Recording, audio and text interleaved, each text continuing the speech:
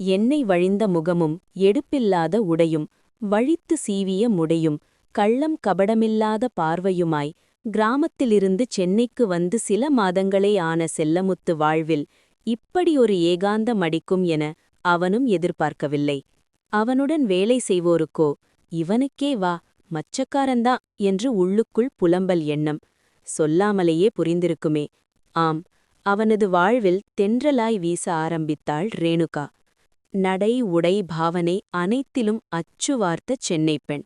எதிராஜில் புரண்ட நுனி நாக்கு ஆங்கிலம். அப்படி அவ நடந்து வந்தாலே அந்த ஏரியாவே ஒரு கணம் நினைவிழக்கும். இது அந்த அலுவலகத்தில் சொல்லப்படாத தாரக மந்திரம். அவனவன் அப்ளிகேஷன் போட்டு ஆண்டாண்டு காலமா காத்துக்கிட்டு இருக்கான்.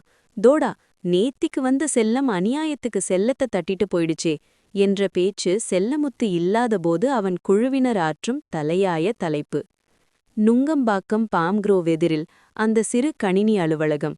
ஒரு செல்போன் அடிச்சாலே அத்தனை பேருக்கும் கேட்கும். அப்படி இருக்க தினம் ரேணுகாவும் செல்லமுத்துவும் ஒன்றாக போவதும் வருவதும் அநேகத்துக்கு எரிமலையாக்கியிருந்தது அனைவரையும்.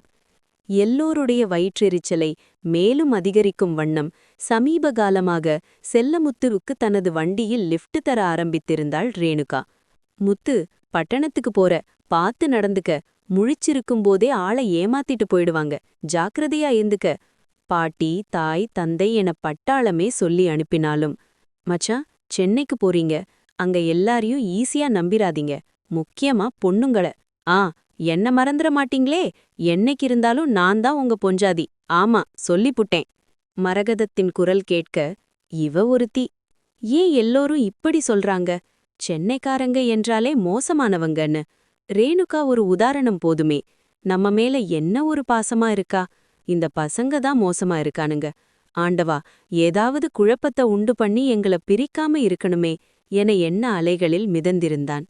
செல்லம் இன்னும் ஆபீஸ்ல இருக்காப்ளே, இன்னைக்கு ரொமான்டிக் லிஃப்ட் கிடைக்கலையா? கேட்டுக்கொண்டே வட்டமிட்டனர் அவரது குழு உறுப்பினர்கள். முரட்டுத்தனமாக இருந்த மகேஷ் அங்கிருந்த சுழலம் மார்க்காலி ஒன்றை இழுத்து முதுகை சாய்த்து அமரும் இடத்தில் மார்பை சாய்த்து அமர்ந்து, டேய் விட்டுருடா ப்ளீஸ், இங்க பாரு, அவனவன் ரொட்டி துண்டு காலையிற, வேணாம், இதுக்கு மேல ஒன்னும் சொல்றதுக்கில்ல என்று நிறுத்தினான். அவள போய் கேளுங்க, நானா அவ பின்னால அலையிறேன் என்றான் செல்லமுத்து. தோடா, ராமராஜன் கலர்ல ட்ரெஸ்ஸு போட்டா உடனே ஹீரோன்னு நினைப்பா? வெறுப்பின் உச்சியிலிருந்தான் மகேஷ். அவளே கூப்டாலும் நீ முடியாதுன்னு சொல்ல வேண்டியதுதானே பாசு என்று வம்பிழுத்தான் சுரேஷ். படாரென கண்ணாடிக் கதவை திறந்து உள்ளே வந்த ரேணுகா, ஹே, என்னது, ராகிங் இங்கேயும் ஆரம்பிச்சிட்டீங்களா? வாய் பேசாத ஆள் கிடைச்சிட்டா போதுமே, உங்க வீரத்தையெல்லாம் இப்படித்தானே காட்டுவீங்க எனக் கடிந்து கொண்டாள். மானத்தை வாங்கிட்டானே மக்கா என அங்கிருந்து நகர்ந்தனர் மகேஷ் குழுவினர். என்ன ஒரு தைரியம்! எப்படி எல்லார் முன்னாடியும் வீராப்பா நின்னு பேசுறா?